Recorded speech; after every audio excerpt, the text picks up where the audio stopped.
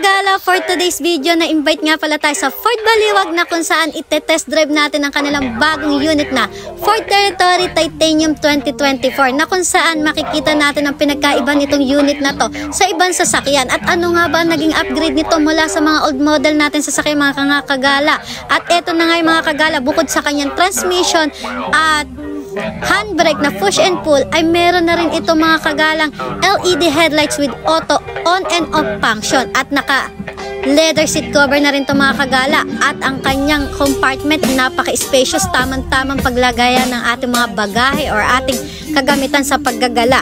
At di lang yan mga kagala, meron na rin tong built-in 360 camera na kung saan makikita natin ang buong surroundings ng ating sasakyan sa ating monitor. At ang ating monitor mga kagala, hindi basta monitor lang, ito ay 12 inches LED Android touchscreen na kung saan pwede na tayo mag-navigate, mag-waze at manood ng Netflix habang nasa biyahe.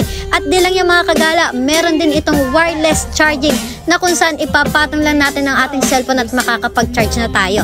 At di lang yung mga kagala, ang fuel consumption nito napakatipid dahil nagre-range lang siya ng 12 to 13 km per liter mga kagala. Kaya ano pang hinihintay nyo mga kagala kung kayo nagbabalak ng bumili ng bagong sasakyan?